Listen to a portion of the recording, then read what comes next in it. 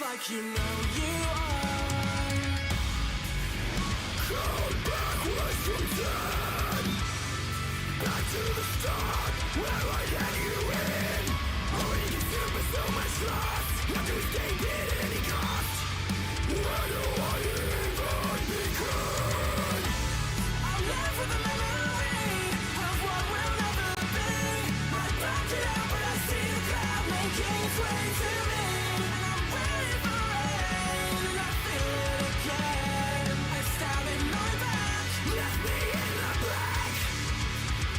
Like you know you are.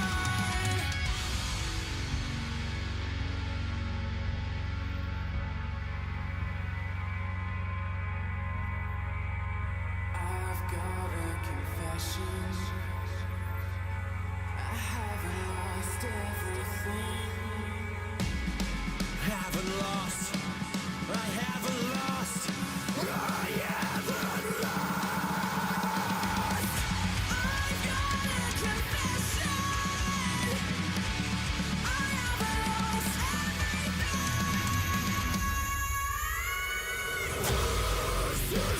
Confession. I haven't lost everything. As low as I can, there's still a glimpse of hope that gets me back up again. As much as I feel like there's nothing left, something much bigger than me gets me back into the unknown. I'll carry with a memory of what will never be. I back it up, but I see the cloud making its way to me. And I'm waiting for rain, and I feel it again. A stab in my back, left me in the black. I'm ready for a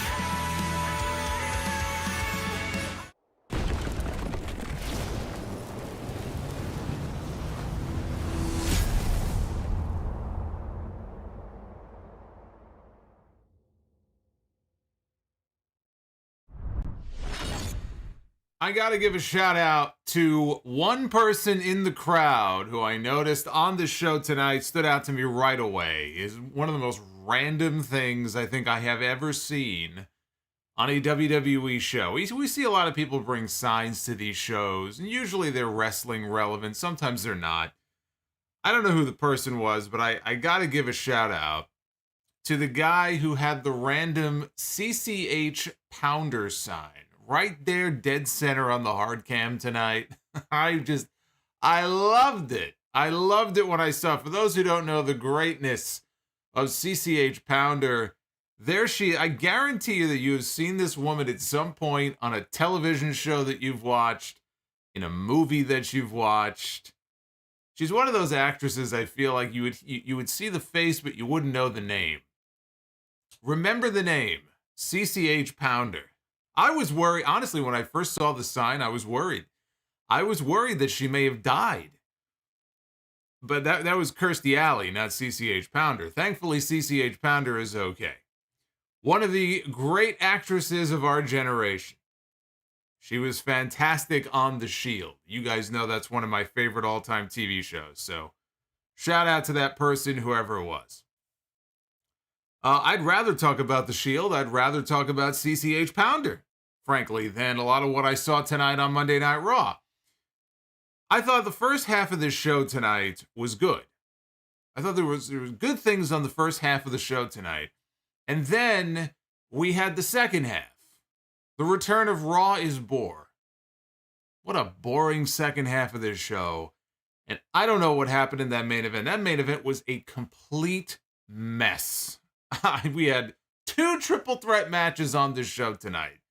This was the way that they have decided they're going to determine a number one contender for Bianca Belair and the Raw Women's Championship. We're going to have 2 triple threat matches on this television show, with the winners meeting in a singles match next Monday in Milwaukee. And whoever wins that match will challenge Bianca, I presume, at the Royal Rumble, although they did not say when.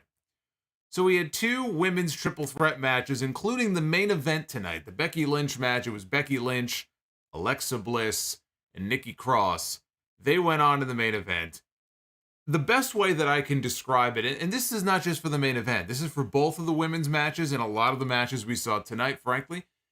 But you go back and watch that main event. It sounded like Grand Central Station. If you've ever been in Grand Central Terminal in New York City, the white noise that you hear, it's the shuffling of people walking back and forth, right? You hear a lot of foot traffic. That's the best way I can describe what this sounded like. Nobody cared about either of these women's matches tonight. They didn't care a whole lot more about the other matches either, but this was our main event. It sounded like I was standing in the middle of Grand Central Terminal. And all I would stand there and hear are just people walking back and forth, shuffling back and forth. No reaction to anything, no cheering, no booing. You buy a ticket to the show, it's just bizarre to me that you wouldn't react to anything, but I guess what they got, they weren't very excited by, because they didn't seem to give a shit about the fact that they were watching a number one contenders match for the Raw Women's Championship. So they were in Washington, D.C. tonight, and not a very exciting crowd, although, again, they weren't given a whole lot to be excited about. I don't know what happened with that main event tonight. We've seen Becky Lynch go out there this year alone and have 2 of the better matches of the entire year with Bianca Belair, WrestleMania 38, and then again at SummerSlam. We've seen Becky have very good matches before. We've probably seen all those women have very good matches before. But they were not on the same page tonight. That was a botch-tastic main event. And not very good at all. We had the Usos on the show tonight to defend their Undisputed Tag Team Championship. It was supposed to be against Matt Riddle and Elias. And I will tell you that I'm not exactly devastated by the fact that Elias was not part of that match. He was replaced by Kevin Owens. But it was about Solo Sikoa. That's who it was about. Solo Sikoa laid out both Matt Riddle and Elias. That's why Elias wasn't in the match. He took them both out. And in fact, he sent Matt Riddle on his way to the hospital on a stretcher.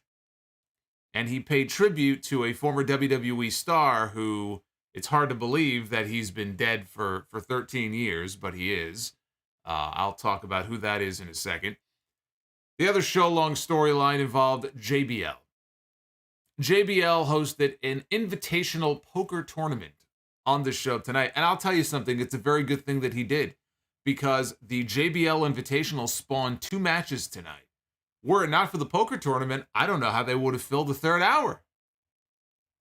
2 matches came out of this poker tournament. Without that tournament, I guess we would have gone off the air half an hour early tonight. This is your Monday Night Raw review for December 5th, 2022.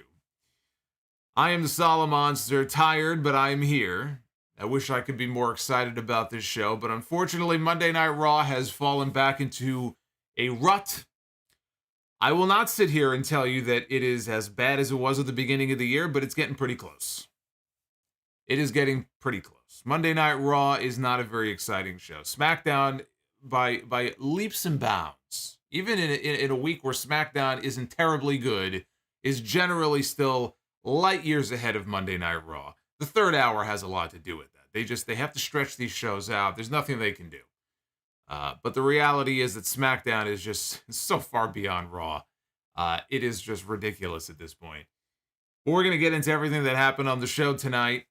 Before we went live tonight, though, I must acknowledge someone here before we go on. Before we went live tonight, I got to give a shout out to our good friend in the chat. I know he's here with us. Justin Hesse. He gifted another 10 memberships to various people who are in the live chat joining us here tonight. So the party, I see, is continuing. It's spilling over from last week, which I love to see. Shout out to Justin, and shout out to all of our new channel members, by the way. We have a whole bunch of them. So shout out to Justin for that. You know what I would love? I would love to be able, this is one of my goals. I don't know if we'll hit it, but this is one of my goals for this month here as we count down the final days of 2022. I would love to end the year at 72,000 subscribers. We're close enough where I think it's doable, but I don't know. I'm going to need some help. 72,000 subscribers heading into the new year would be awesome, but I can't do that unless you subscribe to the channel. So if you are not subscribed, please do subscribe. And just go ahead and turn notifications on. Let's see if we can hit 72K here before the end of the year. Super chats are open. Channel memberships are open. You don't have to be gifted a channel membership. You can buy one. But they are open for those who are interested. 350 likes is the goal for tonight. To do Be the Booker later on in the stream. If we hit 350, we will be doing that a little bit later on. And before we go on here, I'll just get this out of the way because I know I'm going to get some questions about it. Since I commented on the whole Jacob deGrom thing on Friday when the news broke. I know not everybody's a baseball fan, but Justin Verlander, one of the premier pitchers in Major League Baseball, Justin Verlander signs with the New York Mets for 2 years, $86 million. So effectively what has happened here with DeGrom leaving, and now we're bringing in Verlander, we have replaced one Cy Young Award winner with another. We have replaced one Cy Young Award winner with a pitcher who just won the World Series. Not only does he have a World Series win, he's got 2 rings. He's got 2 rings and 3 Cy Young Awards. He's also 39 years old, but it's a 2-year deal. Right, DeGrom went to Texas, 5-year deal. Good luck with that. I don't think that contract is going to end up being a very good deal for the Rangers. We got Verlander, an older pitcher, but it's for 2 years, right? You want to win? You want to win now? You bring in somebody like Justin Verlander. And frankly, as far as how this is going to turn out, honestly, both deals are a crapshoot. This could go very badly for the Mets. The other deal could go very badly for the Rangers. Either they're going to just, they're going to help their team win it all this year. They can go out there and win 20 games. Or it could turn out to be a season where they end up, if they play in half a dozen games, they'll be lucky. You just don't know. You don't know how things are going to turn out. So anyway, but the one thing about this, we are now going to have Kate Upton in the stands at Citi Field. She will be attending Mets games now from now on. How could that be a bad thing, right? How could that be a bad thing? Although, if you were a Mets fan, if you go back about 17 or 18 years, whatever it was around 2004, 2005. I'm sure many of you remember Chris Benson. You remember Chris Benson's wife? And what Chris Benson's wife said at the time when she made the comment that she promised to have sex with every single member of the New York Mets organization if she found out that her husband was cheating on her. There was a lot of drama with the Bensons back then. She was a smoke show, I'll say that, but she was all over the papers here in New York. They loved her. So anyway, that's a distraction that we don't need. So anyway, with that out of the way, let's get into the show here. Because Monday Night Raw tonight opened with the Bloodline. No Roman Reigns, no Paul Heyman. They're on the island of relevancy somewhere, sunning themselves. But we had Sami Zayn, we had the Usos, and we had Solo Sikoa. Coming to the ring, they were very proud of themselves after what happened in the parking lot area earlier today. We got footage. We got footage of something that occurred earlier today when the Bloodline arrived at the building. And it showed them arriving. Byron Saxton tried to get an interview with them. And out of nowhere, we see Matt Riddle do a drive-by on his scooter. If you've never seen a drive-by on a scooter, now you did. So he comes driving by. And Elias is kind of walking around the corner. And he gets hit from behind by Solo Sikoa. All 4 Bloodline members put the boots to Elias. They leave him. Because Riddle, when I say that Riddle did a drive-by on his scooter, it's not like he stopped. Like, he just drove by and kept on going. So apparently he had no idea what happened to his partner, who got the hell beaten out of him. So back live. Jey Uso tells Washington, D.C., the Bloodline is now in their city. Jimmy said that the tag team title match scheduled for tonight is officially canceled because the enforcer, Solo Sikoa, bodied Elias out in the parking lot area. Riddle made his entrance. He said it wasn't cool of the Bloodline to take out his partner. He said that it was Elias's chance to finally get WWE Gold. Elias will not be getting WWE Gold. The best chance of Elias having WWE Gold went out the window when Nikki Cross threw the championship on the floor. That's about the only championship Elias was going to win, and now that doesn't exist anymore, so now he has no options. So Riddle was very upset about that, and he said that it wasn't very Usi of the Bloodline. So Sami Zayn butted in. He said Riddle is not the one who decides what is and is not Usi. And Sami Zayn referred to himself as the resident Usologist. I guess he is the dictator of all that is Usi here in this company. He said what Solo Sikoa did to Elias, that was Usi. He said that what the Usos are doing, being the longest reigning tag team champions in history, that is Usi. Hello, Kingsman. Kingsman says hello. I say hello back to Kingsman. Zayn told Riddle that unless he wanted to suffer the same fate as Elias, he should turn around and go home.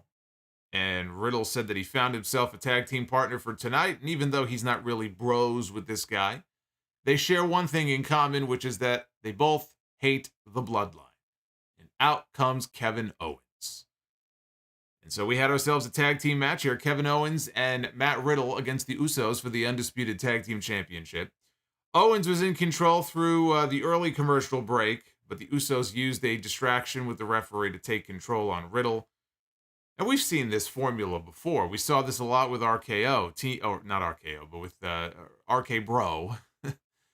We had a team rated RKO many years ago. But we saw this formula before where they get the heat on Matt Riddle forever, right? And Riddle just gets beaten down and beaten down and beaten down. And eventually he makes the hot tag. Same formula they followed here. Eventually he got the hot tag to Kevin Owens. Hit Jimmy Uso with a swanton bomb for a 2 count. Jimmy blocked a stunner and a pop-up power bomb and hit a super kick. And I want to give a shout out to, I saw some orange out of the corner of my eye. Andrew Wasserman with a 1999 super chat. See, Andrew agrees with me. He says, my favorite part of Raw was the CCH Pounder sign. What is your favorite season of The Shield? Ronnie deserved better. They're all so great. All 7 seasons are fantastic. But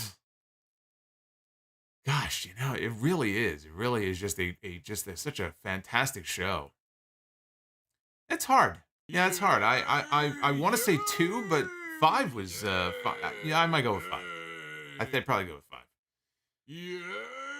So Jay and Riddle tagged into the match and exchanged strikes until Riddle sent Jay out of the ring. Owens was about to go after him, but Solo Sikoa, he stood in his way, so Riddle wiped out Solo with the dive instead. Sammy pulled Jey Uso out of the way. He pulled him to safety. So again, Sammy and Jay looking out for each other. Back inside, Jimmy made a blind tag while Riddle was distracted by Zayn outside the ring, and he walked right into a 1D. One and done. That is it. And they pinned Matt Riddle to retain the Undisputed Tag Team Championship. Usos put the boots to Riddle after the match. Owens attacked them both with a chair shots to the back of both Usos. He chased them all the way to the back, and Zayn as well. Right, so they're gone. That left Matt Riddle all by himself, and Solo Sikoa was in the ring with Matt Riddle, and Solo, he beat the hell out of Matt Riddle. And then I noticed that he had his thumb taped up, just like Umaga back in the day. Used to have his thumb taped up, and he delivered the old Samoan spike to the throat of Matt Riddle. Then he set Riddle up in the corner for the charging hip attack. Sikoa went outside, he grabbed a steel chair, brought it inside with him, and he placed Riddle's head in the chair. He hit another running hip attack into the corner, this time into the chair, which knocked the chair back into Riddle's throat. They did a big injury angle here. They did a stretcher job with him. They stabilized his neck. They strapped him to a gurney. They carried him to the back all the way to the hospital. They piped in a lot of booing for this, especially now that the show is over and we see how loud the crowd was all night. There's no way they were fucking booing this entire segment the way they were. So they were piping in a ton of boos and fake crowd noise here for the end of this segment. This was a big night for I mean, the match itself was very average as far as the actual tag team match is concerned. It was pretty average stuff. But this was a big angle here, big post-match here for Solo Sikoa, who took out Riddle. He took out Elias all by himself. And he adopted Umaga's old Samoan spike. Now, we'll see if he uses it again in the future. My guess is the reason that we had him doing that tonight out of nowhere, because he hasn't done this before, yesterday was the 13-year anniversary of Umaga's death. And I said at the beginning of the stream, it's hard to believe he's been dead for 13 years, but he has been. So my guess is that that's all this was just kind of like an anniversary tribute to a fallen member of the family. I don't know if he's going to permanently adopt this as a tribute to him or not, but that's why I think it happened this way. And if we don't see it again, then we'll know it was a one-time thing. But, he's part of the family, so he can get away with it. He can get away with using Umaga's moves. Shout out to Ali in the chat. I believe he renewed his channel membership for 2 months. So shout out to Ali for joining us. Hey, Gabriella. Hello. Gabriella's waving at me. Gotta wave back. Now, there was supposed to be a tag team championship match on SmackDown Friday night, and there will be, but there's been a change. Drew McIntyre is out. It was supposed to be Drew McIntyre and Sheamus challenging the winner of tonight's match, which you knew was going to be the Usos, on Friday night. That will no longer happen. Drew McIntyre has been, as they put it, medically disqualified from participating in the tag team championship match on Friday night. He posted a tweet saying, "Unfortunately, I am medically disqualified to compete this Friday on SmackDown. I don't like to miss any shows, as everybody knows, but I promise I will be back soon." Now, he missed the live events over the weekend as well. So there is a legitimate illness or injury that's going on here. They didn't specify what it is. Can only speculate, but hopefully it's nothing serious and he'll be back soon. So instead, they're having Butch replace him. So it'll be Sheamus and Butch taking on the Usos for the tag team titles on Friday night. We had the first of several segments on this show with JBL's high-stakes poker invitational. I don't know where I didn't get my invite. My invite was lost in the mail. I mean, hell, I used to work with JBL. Way back when. Remember the JBL report? I didn't get no invitation. It's almost like he doesn't like me anymore. That's okay. So it was the high-stakes poker invitational here, taking place with various wrestlers playing at a pair of tables that were sitting next to each other backstage. And he welcomed everybody to the game, and we had the OC there, and Luke Gallows and Carl Anderson were playing, or at least Gallows was. But AJ was there, Mia Yim was standing around. Chad Gable was playing, he had Otis behind him, Baron Corbin was with them, so that was one table. Right, you had Gallows and I think maybe Anderson, Gable and Corbin at that first table. And then at the second table, you had Dominic Mysterio, Tozawa, Shelton Benjamin, Dana Brooke, and Tamino. What a group. What a group that is. Yeah, Chadwick in the chat says JBL doesn't like anybody. I guess I wouldn't get the invitation. I'm blocked by JBL on Twitter, so. Actually, I think half the country is blocked by JBL on Twitter. So I guess I was not going to get my invite. Dexter Lumis and Johnny Gargano showed up. Lumis had a bag of cash, the cash that he got from The Miz. That was his payoff that he wanted from The Miz. The Miz had stiffed him on the money he owed him. Well, now he has the money. So he brought the bag with him, although JBL said, look, you know, this is not for you. You can't afford this. And Johnny Gargano was with Lumis, and he said, show him the money. And he poured the money out on the table, and then JBL had a change of heart, and he allowed Dexter Lumis to be in on the game. So that was the first cut in. They would cut back in many more times here throughout the evening to this enchanting poker game here that I'm sure you were all very excited about.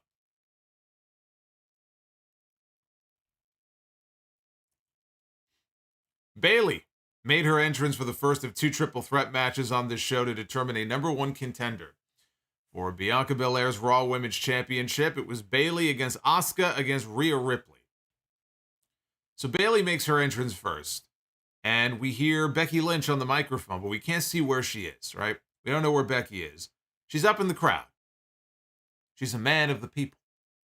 She's coming through the crowd with a mic in her hand, and she's reminiscing about beating up Bayley and Dakota Kai and Io Sky last week at the merch stand. She's talking about the fact that it's been 3 years since she and Bayley have been in the ring together one-on-one. And Becky said that Bayley carried the company on her back during the Thunderdome era. She said that when she came back, Bayley was gone. When Bayley came back, that's when Becky got hurt. So then Becky was gone, like two ships passing in the night. They've avoided each other for the past few years. They keep missing each other. Bayley said the spotlight is always on Becky when she's around. She said Becky doesn't care about the fans. And she scolded the fans for not caring about what she's trying to do for the company. Becky said the damage control has been successful. Where is it? Where is it? I have to have this. I have to have this queued up here. Let me repeat what I just said. Becky Lynch said the damage control has been successful. She did correct herself, but before I do that, damage control has been successful, everybody. Woo! That was a good one. I love it. That was a good one. Becky could be a comedian. She might have a second career as a comedian if she wants to get into comedy. But she corrected herself. She said that 2/3 of the group are champions while the other is a loser. I would argue that even the champions in the group, the entire group, has been largely very, how shall I say, trying to come up with a diplomatic way of saying this, but there really is no diplomatic way of saying this. Damage control sucks. There it is. Some factions work, some factions don't work. This faction just don't work. So Lynch said that she hopes Bayley wins her match so they could face off and make some history if she is woman enough to face the man. So Becky left the ring. And Becky leaves the ring at the exact same time that Rhea Ripley is making her entrance for the match. So now we have a long standoff, right? Rhea takes her time walking down the aisle. They have the camera right next to Becky. So you get that view of Rhea as she's walking down the ring. Eventually they come face to face and in the aisle, and it's an intense stare down. Well, I mean, it's intense from Rhea. Becky looked like she was about to crack up laughing. But it feels like a big match, though. You see the two of them face to face like that. They're teasing, an eventual match, a possible match between them. It definitely feels like a big match. Bigger than Becky against Bayley. That's for damn sure. So in the match, Asuka caught Ripley in an armbar. Bayley jumped off the middle rope onto Asuka to break the hold, and then she covered for a 2 count. Ripley put Asuka in an electric chair position and slammed her face first into the mat. Rhea dropkicked Bayley off the apron, and then she followed her outside. And Rhea came off the ring steps with a cannonball, which Bayley avoided, and Rhea smacked the floor hard. Just landed right on her back, right on the floor. So Bayley got back in the ring. She ate a series of strikes. Asuka went for a drop kick from the middle rope. Bayley, though, sidestepped, hit the rose plant, and pinned Asuka to qualify for next week's #1 contenders match against the winner of the main event later tonight with Becky and Alexa and Nikki Cross. Now, after the match, Ripley got back in the ring. She blamed Asuka for the loss. So she attacked Asuka. She hit her with the Riptide finish. The crowd was, again, I said this about the main event as well, but the crowd was very quiet for this. It was a well-worked match. This was a better match than the main event was. I don't want to say by a lot, but it was better than the main event. But both matches suffer from the same thing, which is the crowd just wasn't invested in this for whatever the reason was. They just did not seem terribly excited, or even into a lot of the near falls. So it hurts the match. When you have a crowd that just sits there on their hands like that, it does hurt the match. But I think the work was solid here. But for whatever reason, the people just weren't into it. Now, Asuka ate the pin as I figured she would. When I saw who was in the match, I figured, okay, Asuka's going to be the one taking the pin here. Bayley was the predictable winner with everything that's gone down with her and Becky Lynch. Had me thinking that Becky would go over in the main event, which did not happen. But I was fine with Rhea Ripley not winning this match. I was fine with Rhea Ripley not winning this match. She wasn't the one to take the pin, because Rhea Ripley should get the championship match with Bianca at WrestleMania. The WrestleMania match may end up being Bianca Belair and Charlotte Flair. There's been rumors about that, but the WrestleMania match really should be Bianca Belair losing her championship to Rhea Ripley. That's what the match should be. So I didn't mind them not putting her in a position to potentially get the match at the Royal Rumble. Because if that happens, then that would tell me that she's probably not going to be getting the match at WrestleMania, that it wouldn't be some sort of extended program. It could be one and done, right? And then she moves on to Beth Phoenix or someone, which I think is still very likely, by the way. But if it were me, that's the match I do at WrestleMania. So Rhea didn't take the pin. She got her heat back right after by leaving Asuka laying, and probably means we're going to have a television match between them at some point in the next few weeks. Seth Rollins was out to the ring for a promo to talk about his number one contenders match next Monday with Bobby Lashley. One thing they did tonight that I actually liked is they have announced a whole bunch of matches for next week, a week in advance. Something that really annoys me lately is that it'll be Monday at 4 o'clock, 5 o'clock, 6 o'clock, and they have one thing announced, if anything, for the entire show. You have a 3-hour show, and you don't announce anything that's going on in the show. As somebody putting a preview together for the show to get the YouTube page up, it just pisses me off. Well, now we have a whole bunch of things announced for next week in advance. I just think as a matter of getting people interested in your television show for next week, it's smart to build things up the week before and let them know in advance, hey, we have these 3 or 4 or 5 things scheduled for next week. Plans may change. They may add more. Something may have to change. But I like the fact that they announced a whole bunch of stuff tonight. So Rollins came down to the ring. And the winner of the match with him and Lashley next Monday will then meet Austin Theory at some future date for the United States Championship. Lashley interrupted the promo. He walked to the ring. He was sporting some badass shades. Lashley was looking like he was ready for a night out at the fucking club or something, this guy. Rollins said it didn't feel right to be talking about Lashley without him being there, which is why Lashley came out. And he says, hey, I'm here. You got something to say to me? And Rollins said that Bobby has not been the same since Brock Lesnar beat him at Crown Jewel. First mention of Brock Lesnar since then. Rollins said there's no shame in losing to Lesnar. He said that we've all been there. He asked Lashley about his obsession with Lesnar and questioned whether Lashley is afraid of Brock Lesnar. That pissed off Bobby Lashley, and Lashley said that he knew Rollins was just trying to get under his skin. And Seth said that if Lashley isn't scared, then he must be jealous. If it's not fear, then it must be jealousy when it comes to Brock Lesnar. He says you must be jealous of him because he's a bigger star and he's won more championships. And then he tried to say that Lesnar had the career that Bobby wishes he had. And that was a bridge too far for Bobby. He grabbed Rollins by the collar. He said it wasn't about Brock Lesnar. It was about him and Rollins meeting next week. It was about the U.S. title. And Rollins said that Lashley needs to get his head right when it comes to his frustration over not being able to beat Brock, or it'll be even easier for him to beat him on television next week. And Lashley punched Rollins. They fought out to the floor. Adam Pearce ran out with other producers and other referees to try to break the two of them up. They weren't having a whole lot of luck doing that, so they all spilled back into the ring, and Lashley went to go spear Seth Rollins. Rollins moved out of the way, and instead, Bobby Lashley speared Petey Williams, who they identified as Pete Williams. He will always be Petey Williams to me. I will never not look at a Canadian destroyer and not think of Petey Williams. So poor Petey got put down here by Bobby Lashley. Adam Pearce was yelling at Lashley. They were all tending to Williams.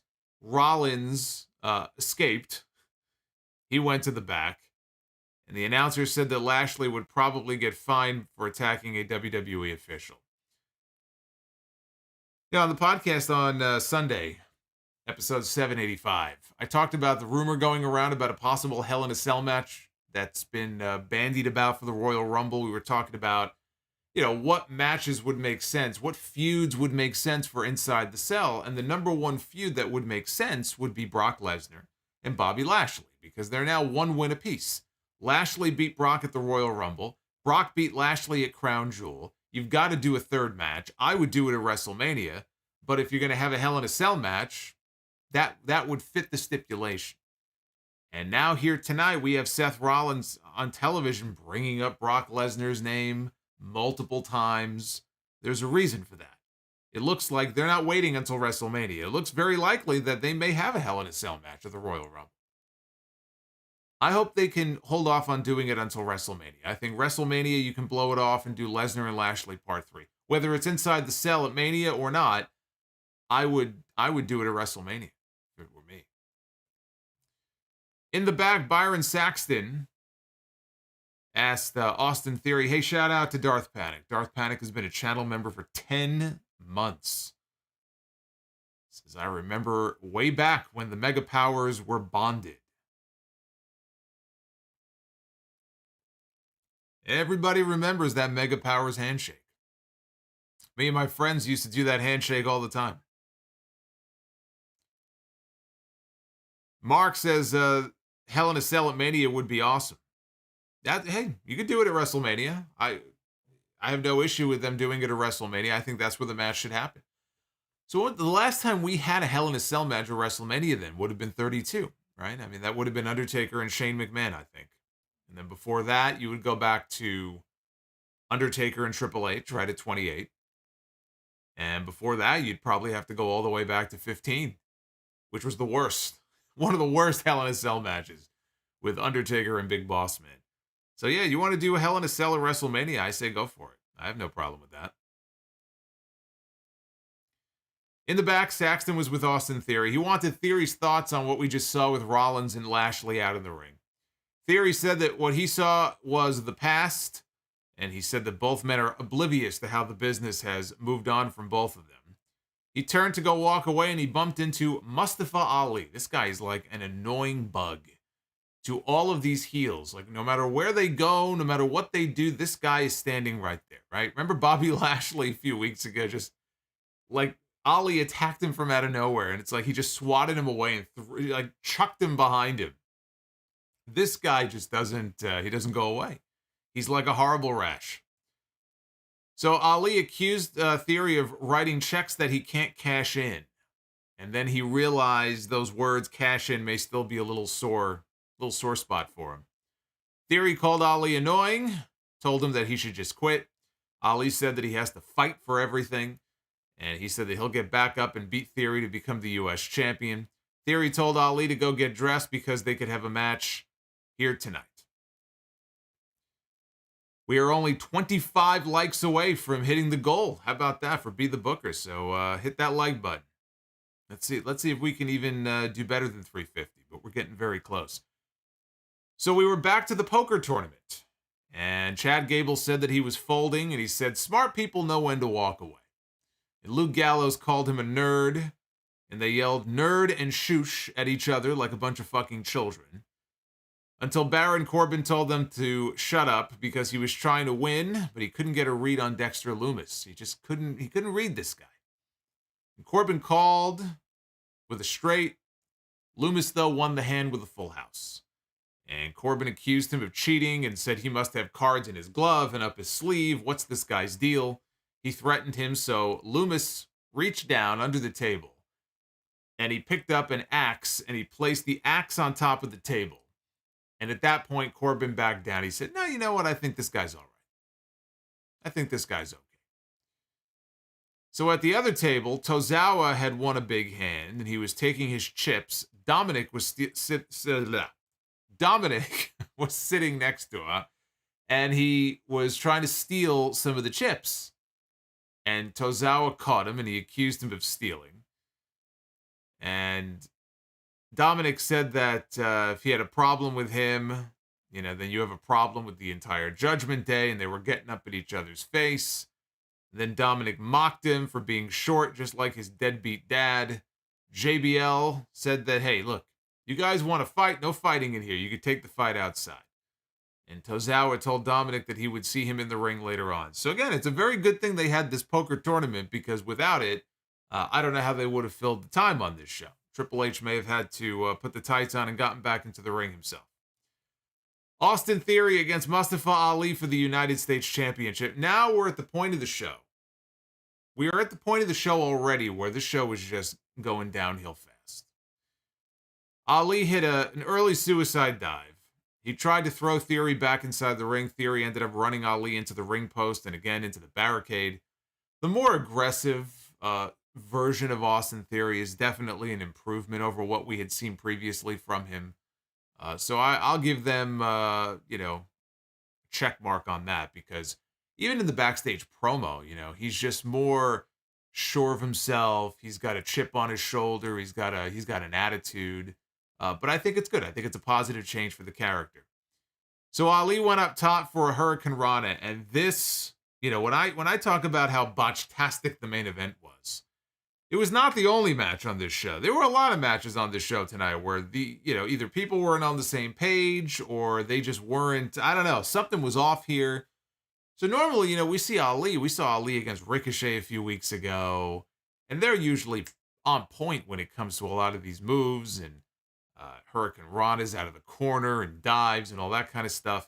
So they're in the corner, and Ali went for a top rope Hurricane Rana, and it got badly botched.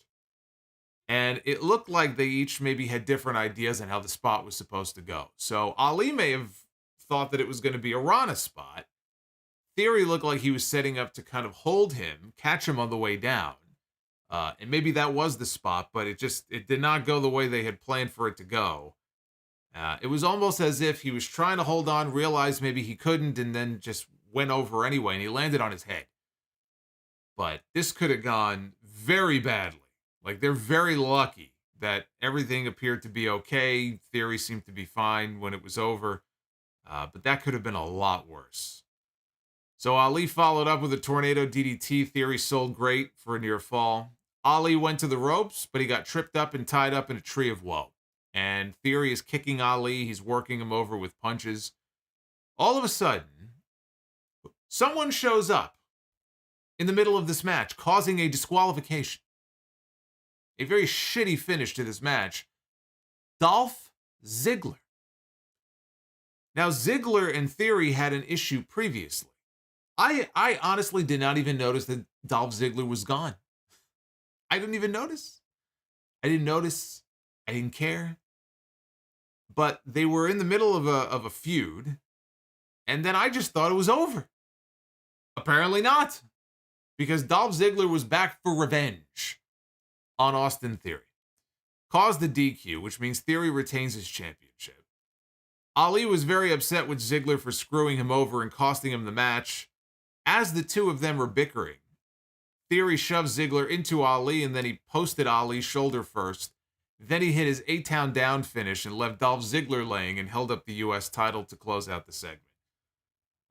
So we're back to this again.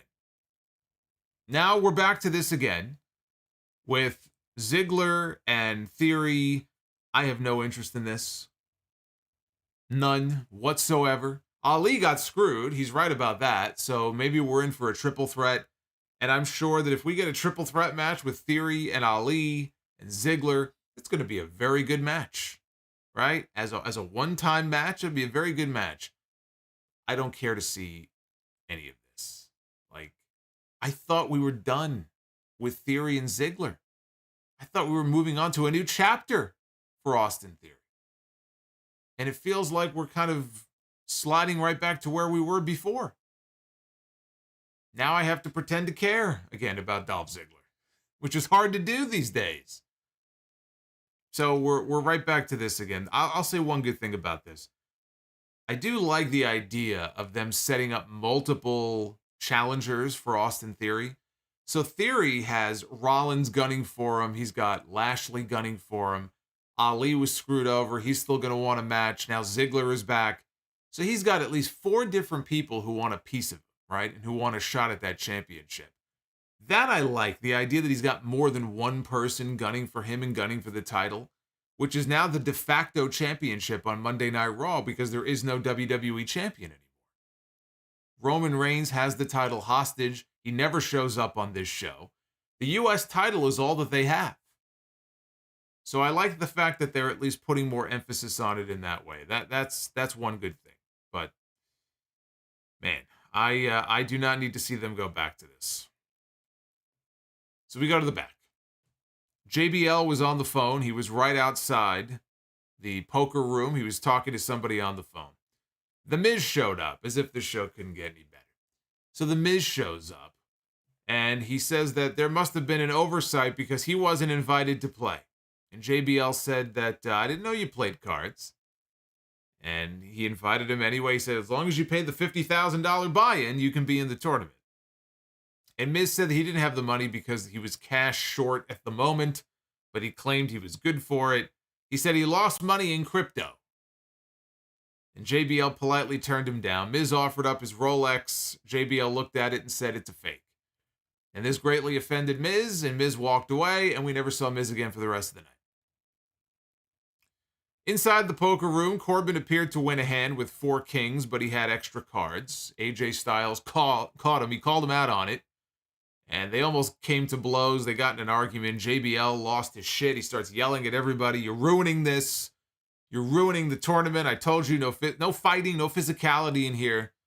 Styles said, fine. He told Corbin to go get his gear on. I said, oh, God, what have you done? Now AJ's a heel to me because now he's caused me to have to sit through a fucking Baron Corbin match. So he tells him to go put his gear on, go out there, and we'll have ourselves a match. Meanwhile, everybody leaves. And Johnny Gargano and Dexter Lumis are the only ones left. So they're like, well, I guess we win. And they collect all their winnings and they collect all the poker chips. And they throw some money at the dealer as a nice big fat tip for the dealer. And that was the end of our poker tournament for the night. But the poker tournament yielded yet another match, which is AJ Styles, Carl Anderson, and Luke Gallows against Baron Corbin and the Alpha Academy. JBL sat in on commentary.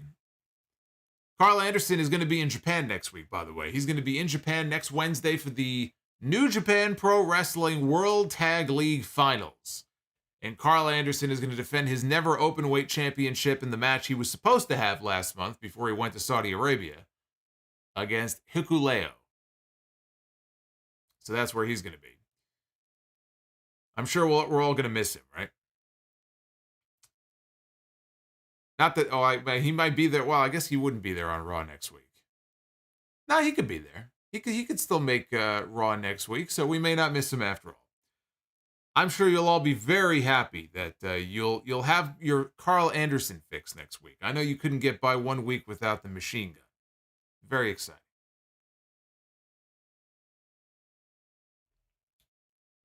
I told you long before they came back to the company, I really give a shit about the Good Brothers. And I can't say they're any more exciting now than they were the last time we saw them in WWE. So JBL was on commentary, and he wondered if Kurt Angle would acknowledge that he was retired by Baron Corbin when Kurt is on SmackDown Friday night. They're going to be having a big birthday celebration for Kurt Angle. Corbin caught Styles with a deep 6, even though he was not the legal man. Gable covered him for a near fall. A little while later, Anderson caught Gable leaping off the ropes with a spine buster. Anderson had the pin. Corbin broke it up. Otis hit a big overhead throw on Luke Gallows. And Luke Gallows is a big man. So that was impressive. Styles hit Otis, though, with a phenomenal forearm right after that. Gable went for a rolling suplex, a rolling German on Carl Anderson. And as he had him halfway through the move, Luke Gallows stopped him. He put his hands up to block the rest of the move, and then he and Anderson hit Gable with a magic killer for the win. The last few minutes of this were pretty good, but just time filler. That's my biggest problem with Monday Night Raw. That's one thing that has not changed. One thing that has not changed from Vince McMahon to Triple H, and it's a problem that is simply unavoidable because of the length of the show, is that you get to a point in the show, you have multiple segments on the show that just feel like they're there. They exist purely to kill time. They are there to waste time. They are not there to really advance any particular story. It's just, we got to fill 3 hours. What do we do? And then invariably you end up with 1 or 2 or 3 segments where it's like, what am I watching this for? You're sitting through it. You could have a good match, right? So what? We have great matches on television. So you give us a good match. Who cares? What purpose did any of this serve?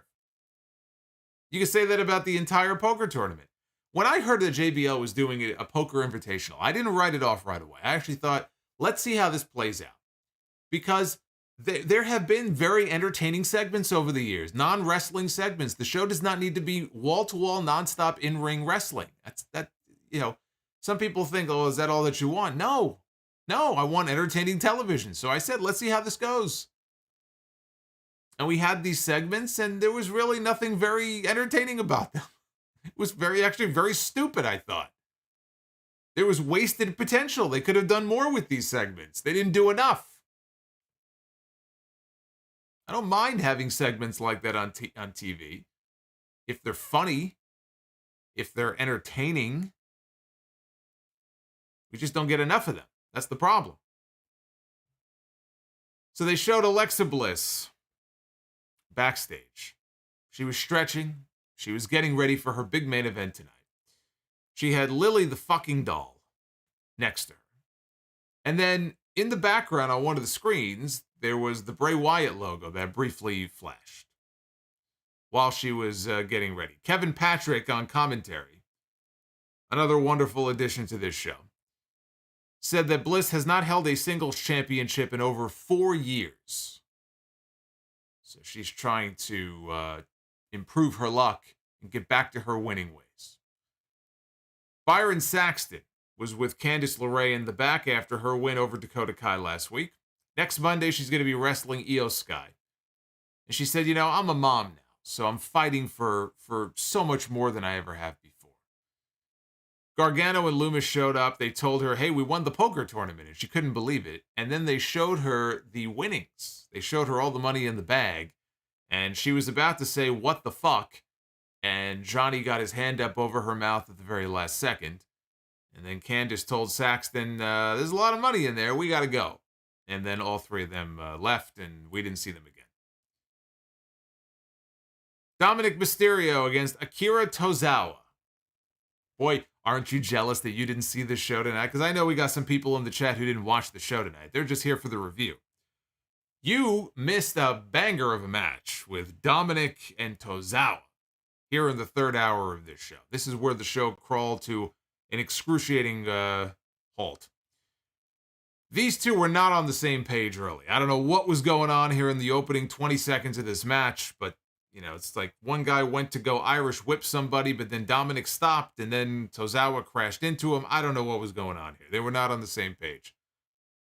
Dominic hit the Three Amigos, though, later on. He got a rise out of the crowd. Tozawa rallied with a Shining Wizard. Went for a giant senton off the top. I mean, he gets some super height on this. The way that Montez Ford gets height on his frog splash, Tozawa gets height on the senton. I mean, he's landing right on his back, too, from that height. Because Dominic rolled out of the way, so Tozawa got nothing but the canvas down below. Dominic went up, hit the frog splash, got the pin. The Judgment Day, they were all out there with him. They were about to beat up Tozawa when the match was over. The Street Profits ran out, though, to scare all four of them off. Backstage, Adam Pearce was trying to flag down Bobby Lashley as he was trying to exit the building. And he wanted to talk to him, and he wanted to address what happened earlier in the show when he speared old Petey Williams. And he goes, look, I understand that you did it by accident. You didn't mean to do it, but we can't have you doing that again. So you got to make sure, you got to make a promise to me that this is not going to happen again. And Lashley said, you're punishing the lion for one of your guys jumping in the lion's den, and you're punishing the lion. And Lashley said, look, I understand your request, but I warned, or he warned him, keep your guys away from me. So the match is still on for next week. He's not taking his title match or his number one contenders match away from him against Seth Rollins, but he warned him. If it happens again, there's going to be consequences, which means something is going to happen and there will be consequences, because otherwise they wouldn't be bringing any of this up. The main event was our last of the 2 triple threat matches with Becky Lynch, Alexa Bliss, and Nikki Cross. There was an early Sister Abigail attempt by Alexa. Looked like she was briefly possessed there for about 3 seconds, but she snapped out of it. Becky avoided the move. Nikki ended up performing running splashes in opposite corners to both women until Bliss dodged her. Becky ran over and she jumped off of Alexa's back with the idea that she would use her back as almost like a step stool, and then she would come off with a punch or a forearm or whatever it was. Shout out to Brian Campbell, subscribing to the channel, getting us that much closer to 72,000. Thank you, brother. So that was the idea. And so Becky comes off of Alexa's back, or comes off, yeah. I don't know what I was saying. She comes off, not on, Alexa's back, and she's going to hit Nikki in the corner, but didn't quite get there, and Corey Graves on commentary called it a glancing blow. It's Corey Graves being very polite. So all 3 women ended up at ringside. Cross slammed Lynch's head into the ring steps. Alexa went for a tornado DDT off the ring steps, but Nikki blocked it and hit her with a neck breaker. Nikki then cleared off the announce table. She grabbed a bottle of water. She poured the water on her head, like Undertaker at the house show that one time many years ago. Remember, he grabbed the bottle of water, poured it on his head like a fucking maniac, and was running back and forth on the ring apron. I think he was on some kind of drugs there on that tour.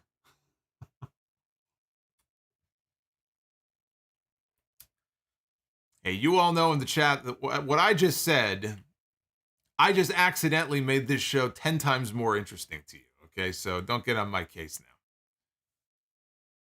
now. You know I just made that show 10 times more interesting with my little faux pas than it actually was. So Alexa fought off Becky. Cross recovered, joined Bliss on the ropes. Becky came back. She got underneath them and hit a Tower of Doom, covered Nikki for a 2 count.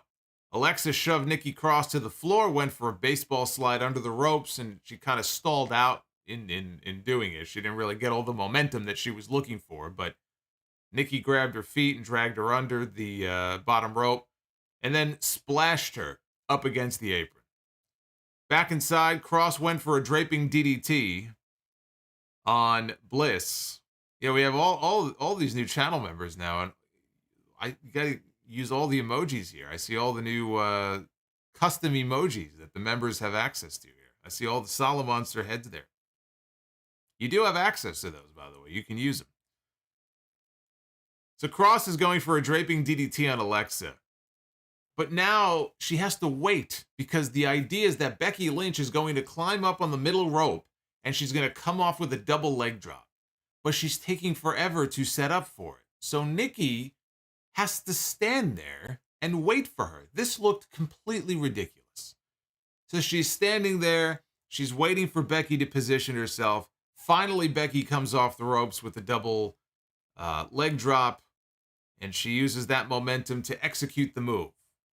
Right, so Nikki hits the move, but with added momentum from Becky, who lands on top of Alexa. Becky and Nikki, they fight to the apron. Nikki went for, I think she was going for a pile driver, a power bomb, some move like that. She had Becky between her legs. And Becky stuffs the move. She puts Cross in the position for the manhandle slam. And she delivers, I guess we can call it a manhandle slam. I mean, that's the idea of what it was supposed to be. This was a terrible looking manhandle slam on the apron. Nikki clearly was hesitant to take the move, because at first they struggled, and then Becky finally went for the move again, and it looked like total shit. So that did not look good at all. Becky crawled to cover Nikki, but Nikki kept rolling away. As this was going on, they brought the camera in tight so we couldn't see Dakota Kai and Io Sky coming from out of the crowd. And they show up out of nowhere. They drag Becky out of the ring. They lay a beatdown on Becky Lynch. They gave her a Shield powerbomb through the announce table. The Shield, CCH Pounder, would be very happy. In the ring, Alexa Bliss is up top. She hits Twisted Bliss to Nikki Cross, and she gets the pin. And so Alexa Bliss is going to be challenging Bayley next week for the right to go and challenge Bianca Belair at a date to be determined for the Raw, probably the Royal Rumble, for the Raw Women's Championship. This was a terrible main event. This was just an off night. This was a terrible main event. This is probably the worst Becky Lynch match I've seen since she came back. And really, you go back earlier in the year. She hasn't been back that long. It may have been the worst match that she's had all year. It's a terrible main event. And again, nobody cared about this match, which has to be alarming because these are some of the bigger names that you have in your women's division. Becky Lynch is one of the biggest stars in the entire company. This is the main event of Monday Night Raw. Why does nobody care? They need to be asking that question. Why are the people so quiet? Why are they not reacting? I don't know. There's a problem up and down the card tonight. Could it have just been the city? It could have been, or it just could have been that they just weren't interested in what they were seeing and what WWE was selling them. When you have a main event and they're out there and they're trying to work and they're having a terrible match, but they're trying and nobody cares. It just, it's sad. It's sad to see that. So next week, it's going to be Bliss and Bayley in Milwaukee. Looks to me like they're setting up for Becky Lynch to cost Bayley the match, just like Bayley's fellow Damage Control members cost Becky the match. So I think that Alexa Bliss is going to get the win next week. I think it's going to end up being Alexa Bliss and Bianca Belair at the Royal Rumble, most likely, for the Raw Women's Championship. I think that's the match that they're going for. And probably only a matter of time before we get Dark Alexa back, and she'll be linked up again with Bray Wyatt in some way, and who the hell knows how that'll turn out. I know one person who's very excited about that, but I don't know. Alexa Bliss is not winning the Raw Women's Championship, but that looks to be the Royal Rumble match, and I'm fine with that, because again, Rhea Ripley should be getting the WrestleMania match with Bianca. Do it at WrestleMania, don't do it at the Royal Rumble.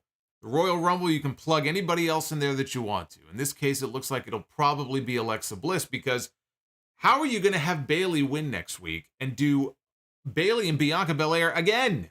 We've already had it twice. More than twice, if you count the tag match at Clash at the Castle. That's over and done with. Ladder match, last woman standing match. There's no way that they're going to do Bianca Belair and Bayley again, because there's no need for it. So Alexa Bliss is going to get the match. It's only a matter of what show do they put the match on. It started out with some promise. The first hour of the show, like I said, was good, and the rest of this was just a fucking bore. Raw was a fucking bore for the most part tonight. I don't know what else to say about it. These shows, man, I don't know. Whatever excitement level there was a couple of months ago, it ain't there now. Let's see if people agree with me. Yeah, well, that's not good. That's not a good score.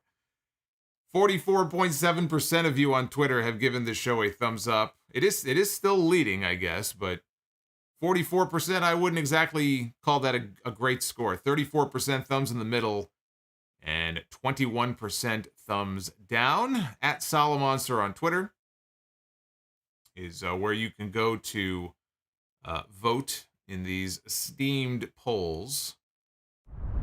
You guys already knew that. Let's go to your super chats. Yeah, yikes. Yikes is one word for it. That's definitely one word for it.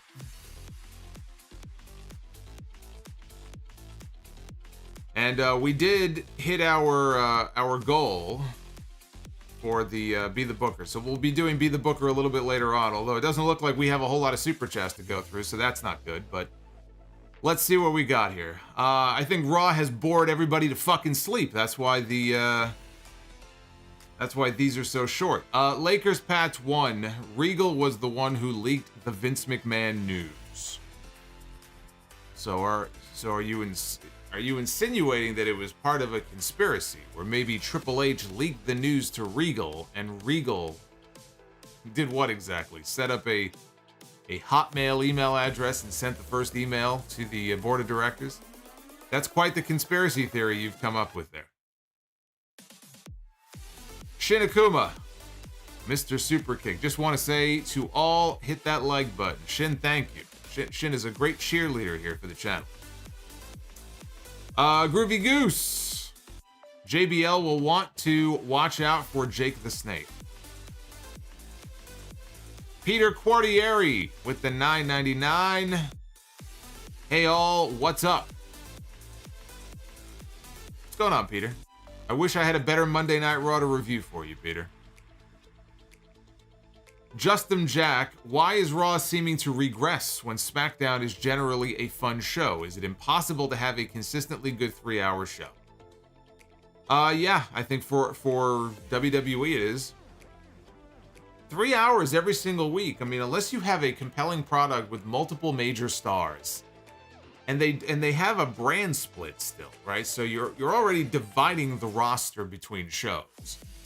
It's very difficult. It's very difficult to maintain that every single week. Hey, Kyle B just gifted a channel membership to Moist Kite.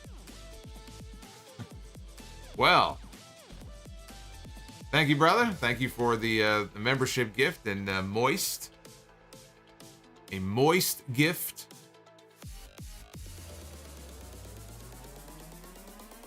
And from Moist Kite, we go to Give Me Backshot Solomonster. What would be a better feud? Tez and Mello or Braun and Solo? Braun and Solo. Oh, well, actually, you know, right now I would say Braun and Solo. Right now I would go with Breaker and Sikoa. Andrew Wasserman with the 1999 from earlier. My favorite part of Raw was the CCH Pounder sign. And again, what is the favorite season of The Shield? As I said, I think it probably is season 5. But if I make one recommendation to people when they ask me, and I've never heard from anybody who's come back and said, man, I wasted my time. You told me to watch The Shield, man. It sucked. Like, no. If you've never seen it before, I cannot recommend it enough. I promise you. Promise you, you will not waste your time watching. Justin Glasner, hey, Alex Moreno became a sound off superstar. What's going on, Alex? Justin with the $5 super chat. Longtime listener, first time super chatter. For here or anything, figured I would say hello and thank you. Where's the likes for Be the Booker? We got him. We got him. We'll be doing Be the Booker here in a moment.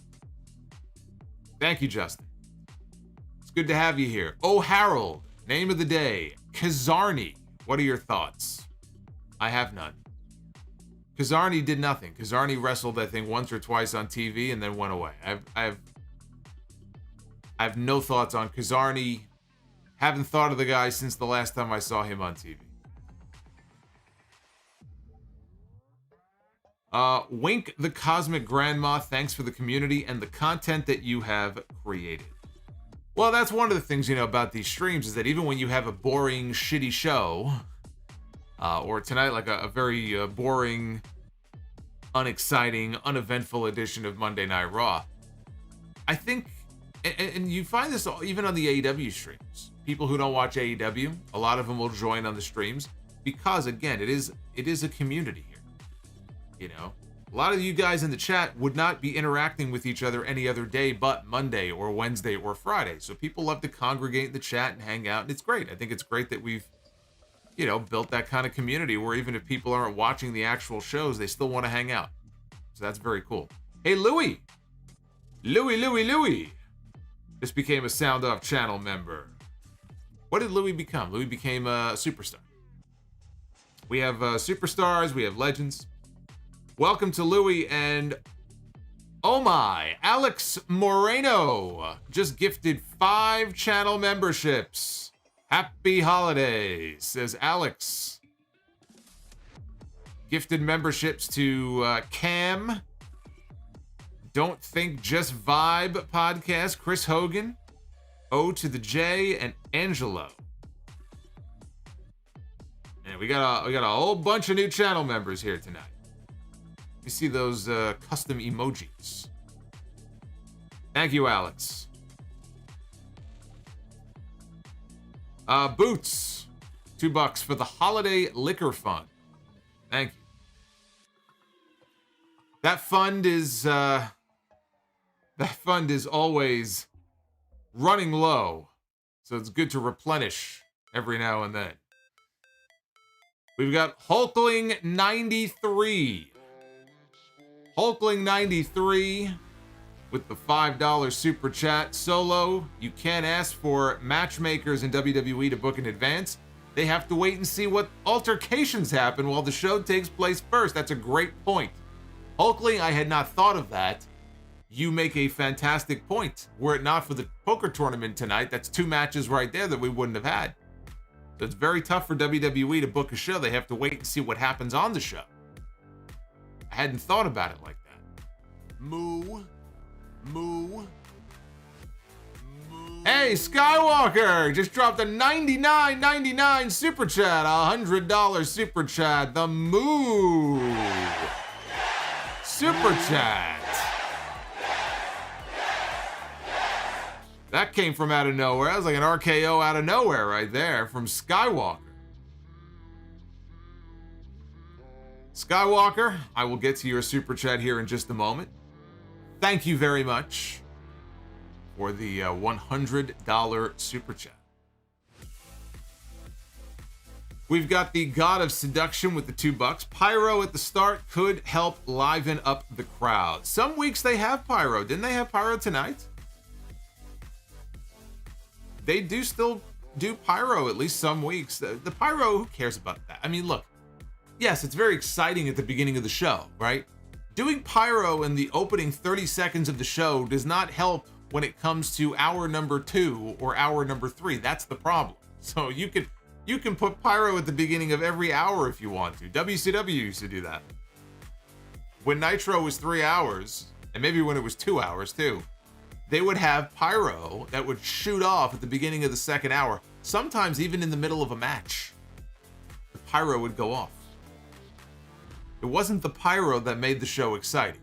It was the matches, it was the stories, it was the NWO, it was Sting beating everybody up with a baseball bat, it was Goldberg mowing people down, right? You give people something exciting, and that's what they keep coming back for. That's what makes the shows exciting. The cruiserweight matches, right, which were a huge novelty at the time. We had never really seen that on American television before.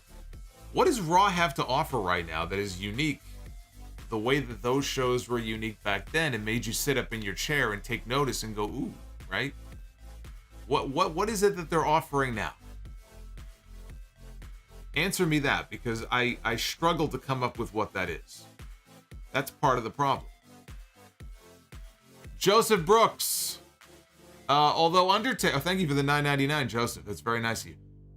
Although Undertaker never needed a world title, which Undertaker did you like as the champion? His Dead Man run during the 90s, his Big Evil Biker run as the champion, or his run as the 2000s World Heavyweight Champion?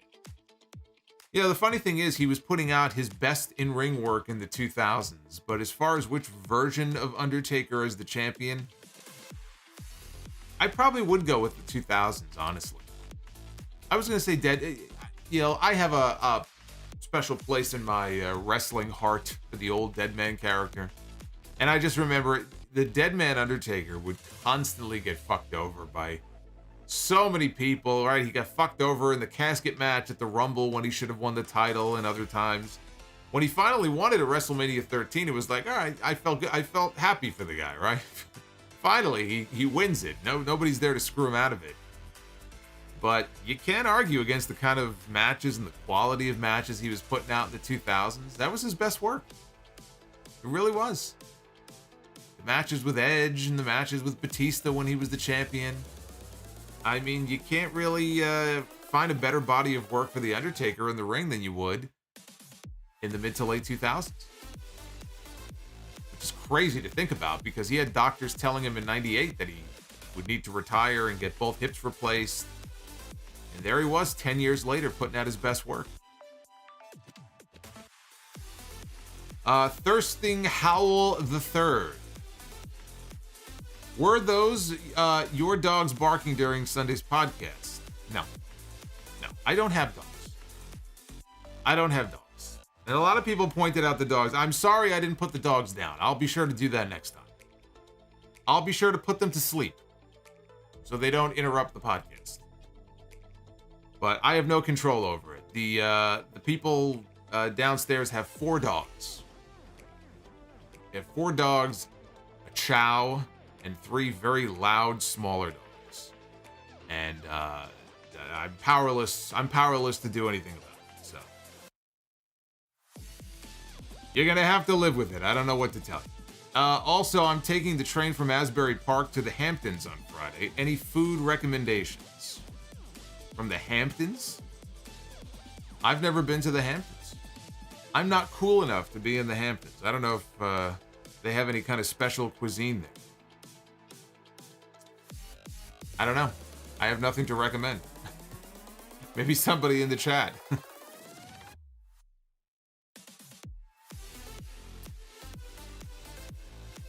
I wish I could help you.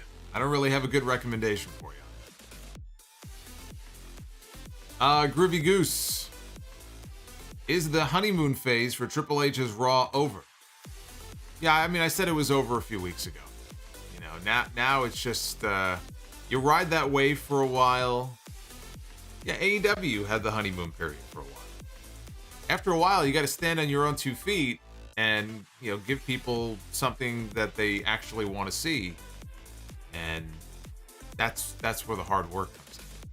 So, unfortunately, Raw is regressing, it feels like, each week. There's definitely some good stuff on there, but he's got to do a better job of, you know, you got 3 hours to fill, and you've got to make sure you've got something good for the first hour, for the second hour, for the third hour. You spread it out, but you got to try to do it in a way where it just doesn't feel so blatant like you're just trying to kill time. It's a hard thing to do, but that's his job now, right? It's not Vince McMahon's job anymore. Now it's Triple H's job.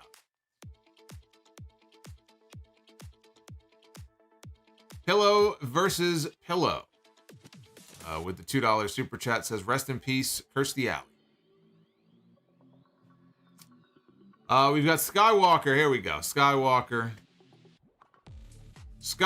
dropping a $99 super chat.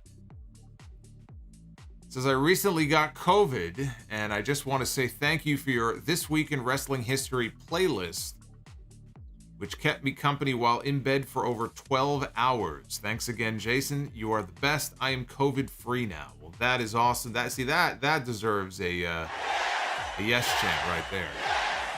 I'm very happy that you're feeling better. I don't know how bad it was for you when I had it in June. It fucking sucked. But I know people that had it far worse. So I still feel like I got off lucky. But I'm happy that you're feeling better. And yeah, I'm glad you pointed that out, because all those This Week in History segments, for those who don't know, they're all organized in a playlist. There is a playlist section here on the channel. There's a bunch of playlists. And if you ever want to go back and refer back to one of them, or if you're sick or whatever the case may be, you want a lot of listening content, there's a lot of good content in those segments. So they're all organized in a playlist. I'm glad that you were able to make use of that. So thank you again for the $99.99. Gabe Sanchez just signed up and figured I would send a super chat before the year is over. Gabe, thank you. Happy New Year to Gabe. Happy early New Year. We still have a few weeks left. We still have a few weeks left until New Year's Eve. God of Seduction, any pre-pay-per-view routines? Favorite snacks? Cheetos. No Cheetos for me. Pre-pay-per-view routine. Well, yeah, I mean, I have my routine. You know, usually I have a separate laptop, like an older laptop. I'll have that set up next to my other laptop here. And I'll have the pay-per-view on there, so I get that all set up. That way I have that here. I can work on my notes here. Snacks, usually it's pretzel. I'm a pretzel guy. So little pretzel twists. I'm trying to think if there's any other ritual. There really isn't any other ritual, honestly. That's usually pretty much all it is. And then I'm just scrambling to make sure I get my notes together. I don't fall too far behind. You know, I give myself the extra 15 or 20 minutes when the pay-per-view is over so I can finalize the notes, get everything set up, do a quick reboot. That's a habit I started back on my old computer. Because it was at the point where if I didn't reboot my system before I went live, many times I would get the dreaded blue screen of death. It would freeze up. So I just got into the habit of shutting everything down right before I went live, rebooting it. That way it's all fresh. I continue to do that to this day. Even though this laptop, this is a beast. This laptop is not even, actually no, as of this month, it's a year. I've had this a year now. But I still do that before every stream. So it takes a few extra minutes, but I've never had a crash since I got the new computer. So, you know, I don't have wood here, but if I did, I'd knock on it. Knock on wood. Hopefully it stays that way. Hey, Drew McIncock says, I want a membership. Well, you can hit the join button. You can buy yourself a membership, but I don't know what to tell you. Santa Justin has moved on to the next house. He's got other little kids to deliver gifts to here for Christmas. Dr. Dakota Scorpio, I predict FRT, fart, against the Acclaimed will end in a stupid finish this Wednesday, and we will get a triple threat match at Final Battle. Thank you, Tony Khan. So you're predicting that Fart will not win the AEW Tag Team titles on Wednesday. I think you're correct. I think you are correct. I think the reason they're doing this match on Wednesday is because whatever the screwy finishes we're going to get, or maybe it won't be screwy, but I think they're doing it Wednesday because it will then set up a rematch for Saturday. And I think the rematch on Saturday would be for the Ring of Honor Tag Team titles because we have no Ring of Honor Tag Team title match at Final Battle, which is very weird. So that's what I'm thinking, is that they're not going to win the AEW belts on Wednesday. But whatever the finish of that match is, we'll probably end up with the Acclaimed and FTR, but for the other titles. And then FTR can win that next weekend. That's how I think that's going to end up playing out. Yeah, fart. You like that? He put FRT. I'm just reading it the way that he put it in the super chat. He transposed the two letters. If you change the T and the R in FTR, they become fart. Which sounds like if Vince McMahon were still running WWE and they went back there, that would be their new gimmick. Louis. Ali. I said all. Ali is like a housefly that just will not go away. I said he's like an annoying bug. You think you swat him away and then he pops back up.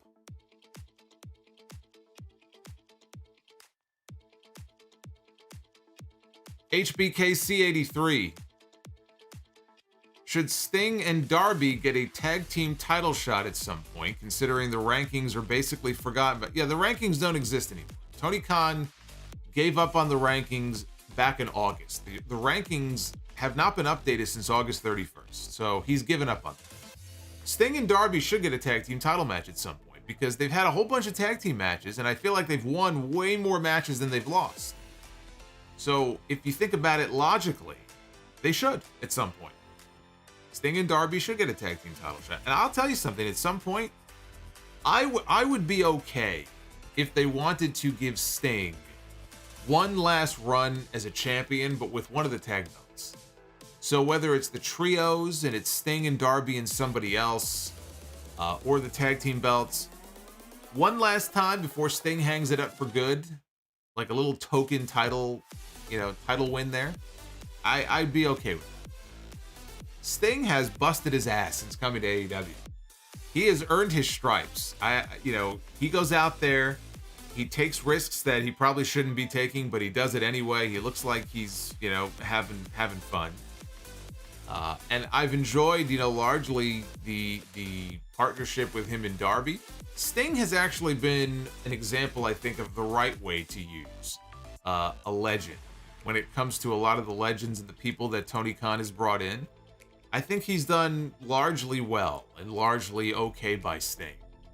I can't say the same for a lot of other people, unfortunately, that are on the AEW roster, but Sting, I think, has actually been quite the little success story in that company.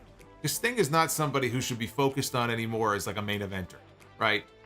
We don't need to be seeing Sting in singles matches against Kenny Omega and Jon Moxley and Chris Jericho, although I'm surprised Jericho hasn't asked for a match with Sting yet. Maybe he'll get it at some point. This is how you use someone like him. So I actually think they've done a good job with Sting. Thunder Force 2000, New Jack Sting. He is a New Jack Sting, yeah. Thunder Force says, what champion is Hikaru Shida again? Oh, Hikaru Shida is the Regina D-Wave champion, everybody. And Hikaru Shida is going to be defending her Regina D-Wave championship on Rampage against The Bunny this Friday.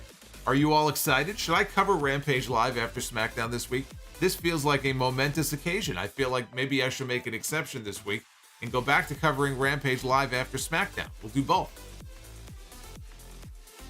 Should I do that? Should I review the Regina D-Wave championship match? I can't wait. I can't wait to see what happens. I don't think I'm going to do that. But I'll let you guys chime in. Thomas, the stream's a strong community that is like family. It is. Very dysfunctional family, but a family nonetheless. I smoke a lot of weed. $1.99. Can I whisper in your ear? Now, you can't whisper. You can whisper. I don't know what whisper is, so before I give you permission to do it, I feel like I should say no. Brumakian Productions, what's the best steakhouse in New York City? Ooh, boy, I was going to say Smith & Wollensky, but I have eaten at Fogo de Chao.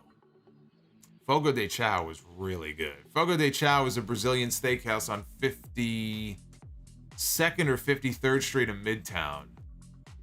You know, I'll go with Fogo de Chao. I think I enjoyed that even better. But there's a pricey steakhouse called Smith & Wollensky. That's a pretty famous one. I've eaten there as well with friends. I mean, my eyes bugged out of my head at the end of the meal when I saw the check, but good food. Good food. Joseph Brooks with the $9.99. Which of Lashley's runs has been his best? His TNA or his current run since he returned in 2018? Lashley has been doing the best work of his career recently. The most recent run that he's had this year, actually, I'd go back even further than that. I'd say man, has it really been almost 2 years since he won the WWE Championship the first time? I think it has been, yeah. I'd say the last couple of years. Yeah. I mean, he's doing his best work. I really enjoyed his run at Impact. That was when I was still holding on to Impact before I just gave up on it completely. But when he was doing the American Top Team stuff with, God, who was he feuding with? Because I was at some of those shows when they did the Manhattan tapings in New York. Forgot who he was wrestling, but yeah, I mean, that was a great run. But I would say the last couple of years is the best run of his career. Groovy Goose, I felt terrible today. Your streams cheer me up. Well, I'm happy to hear that, and I hope you feel better. I'm glad the streams can help you feel a little bit better. But I hope whatever is ailing you hopefully will pass. Yeah, that's okay. EC3, Drew Galloway.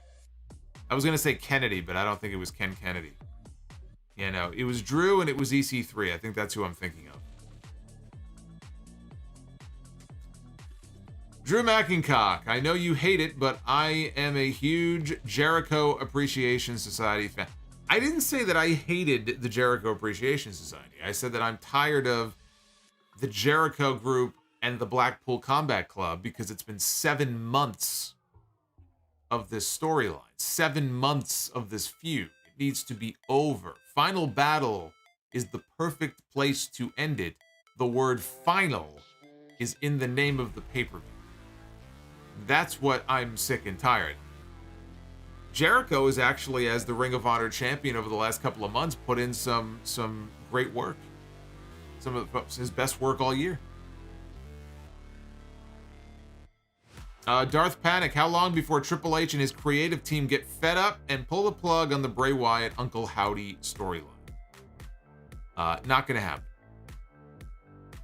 They're all in on the Uncle Howdy and Bray Wyatt stuff, right down to Rob Fee, the writer that they brought in, who I think is probably overseeing all of that stuff. So they saw how the White Rabbit campaign did. They're going to do more of them in the future. I think they're loving it. I think they're loving the Bray Wyatt stuff. They're going to take their time with it, and I don't see that going away anytime soon. Dr. Dakota Scorpio, misspelled FTR. I've been up since 8 a.m. My bad. You have no excuses. I've been up since 6:30. You can't use that as an excuse. We've got LeRae with the $4.99. Buy or sell Jeff Hardy's TNA run or Jeff Hardy's WWE run? Jeff Hardy's WWE run. And Mr. Backshots, would you consider the Blackpool Combat Club as a letdown? I think it had more potential. For a while there, they were doing pretty good, you know, and you had a solid group there, and Regal was leading the charge. I remember going into Blood and Guts earlier this year. There was a promo, and I really liked this promo. It was in the back, and it was Regal in front doing the promo. Moxley was the champion, but he was like, I think Moxley was the champion. He was like hiding in the back almost, right? But it was like the whole collection of the group, and I think Eddie Kingston was with them and Ortiz was with them, and I just remember looking at that going, this is pretty badass here, you know, with William Regal, you know, again doing the talking and leading the group. It just, you know, there was more potential, I think, to just do more with it, and maybe have them challenge for the trios belt at some point. You could have Danielson and Moxley and Claudio as a trio. And it just fell apart. You know, it looks like it's... I mean, right now the group still exists, but for how much longer? Probably not much longer. And if Claudio loses on Saturday, then he'll have to join Jericho's group. And then this will drag on for another 2 months. So in the end, yeah, I guess it was a letdown. It wasn't all bad, but it was a letdown compared to what it could have been.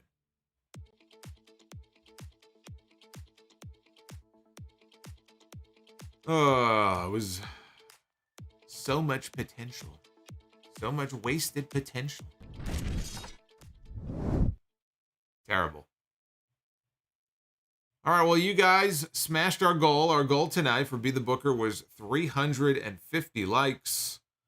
And I'm very happy to see that we are over, well, or just shy of 450. So you nearly hit the 100 mark, over and above what the goal was. I thank you for that. And my reward for all of you here on a Monday night is to tell you that it is time to be the Booker. Ladies and gentlemen, it is now time to be the Booker. Bliss fan, that's for you.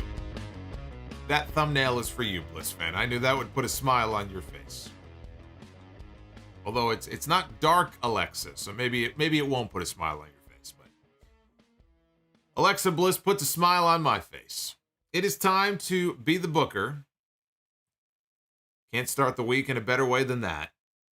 And we will kick things off here with the men's Be the Booker, where we try to book ourselves the biggest possible match that we can. I am a promoter. I'm putting my promoter hat on. I want to make some money. I want a match that's going to make me some money. And we're going to kick things off here with Kane, who's made quite a bit of money in his career. He has made quite a bit of money. Although this version of Kane that you see is definitely probably my least favorite version. Or one of my least favorites. I guess Corporate Kane would be my least favorite version. So let's see. Former WWE Champion Kane is going to go one-on-one with Randy Orton. The WrestleMania 28 match that we got between Kane and Randy Orton. You know, I want to hit the bell because it's two big names, you know, in WWE from over the years. But honestly, Kane and Randy Orton,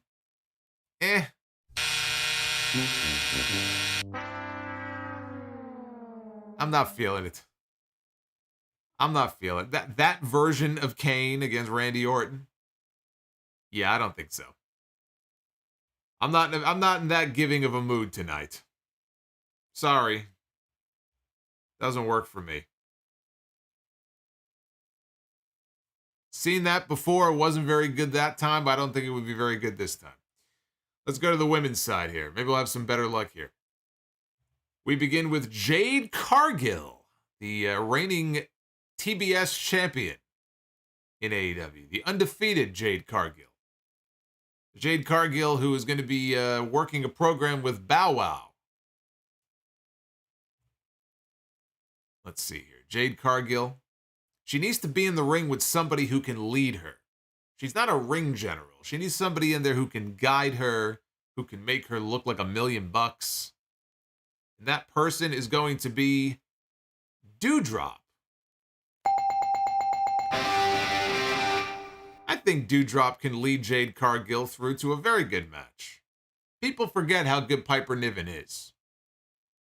I don't know where she is right now. She seems to have disappeared into the black hole of Monday Night Raw. I don't know where this woman has disappeared to. Maybe she's having visa issues. I have no idea. I thought she'd be back by now. Thought Triple H was going to be changing her name. But she seems to have vanished. So we're 1 for 1. We need a tiebreaker. Tag team's going to be the tiebreaker here. And we begin with the Faces of Fear. Here's one that we haven't landed on before. Meng and the Barbarian. Look at that. I always thought their gear was pretty cool. Those vests were fucking badass. Anything with skulls. Meng is somebody that you don't want to get on his bad side. I could tell you right now, I can't give this anything but a bell. I'm almost afraid if I give this the buzzer that he might find out and he might come and disembowel me. But let's see. The Faces of Fear going to be stepping into the ring with the world's greatest tag team of Shelton Benjamin and Charlie Haas. There you go. Two very different tag teams who I think could put together with their two styles a very good match. So please let Meng know that I gave him the bell and I did not give him the buzzer. Very important that we let him know that. For my own safety. I don't want that to get back to him.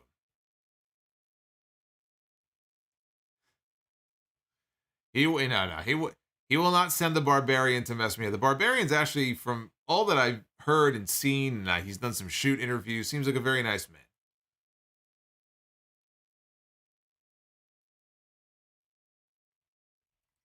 See, but that match is one of the reasons I conceived to be the booker in the first place, because that's a match that you would never think of, right? You would never think of the Faces of Fear against the world's greatest tag team, and it makes you think, what would that match be like if it ever really did take place? I feel like that would actually be a good match. I feel like they would gel well. Meng wouldn't sell, but Meng didn't sell much for anybody. The Tongan Death Grip. Yes, the Tongan Death Grip put down many a man.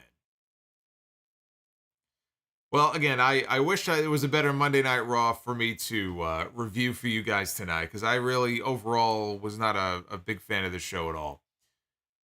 Wednesday night is Dynamite. We have Fart taking on the Acclaimed, or FTR. Taking on the Acclaim for the AEW Tag Team Championship. John Moxley will speak. There's a whole bunch of things announced. There is no best of 7 match with the Elite and the Death Triangle because the next match, match number 4, is on the Winter is Coming episode, which is in 2 weeks. Actually, no, it's a week. It's a week from now. But we have a Battle Royal. Ricky Starks is in the Battle Royal. It's the Dynamite Diamond Ring Battle Royal. Tony Khan is out of his mind. If there is no segment on the show Wednesday night with a live mic in MJF's hand and Ricky Stark's hand, whether it's a contract signing or just a regular old segment, he is out of his mind if we don't get a live promo battle on TV between those two men. So I'm hoping that will make its way onto the show at some point, even though Ricky is in the Battle Royal. If they do the Battle Royal earlier in the night, there could still be a promo segment later in the show. It's still possible. So I'm going to be back with you then. Immediately after Dynamite. Dynamite is where things got crazy on the stream last Wednesday. I don't know if that'll happen again this week, but that was a very, very interesting, very fun stream on Wednesday. So we'll do it again. And then SmackDown coming up on Friday night. If you missed it, over 2 hours of episode 785 of the podcast hit Spreaker and Apple Podcasts, Google Podcasts, Spotify, all the major platforms. So make sure you download it, stream it, listen to it, because that's the only way we climb the charts. You know, we crack the top 10 on most weeks when it comes to pro wrestling podcasts on Apple in the entire country. That doesn't happen without you guys tuning in and streaming the show. So I appreciate your support there. So I'll see you Wednesday night. I'm out of here. Have a good night. Be well. Stay safe. Yeah, these pretzels. These pretzels are making me thirsty. I'm going to go have some pretzels right now. And I'll see you back here Wednesday night for Dynamite. Until then, take care, guys.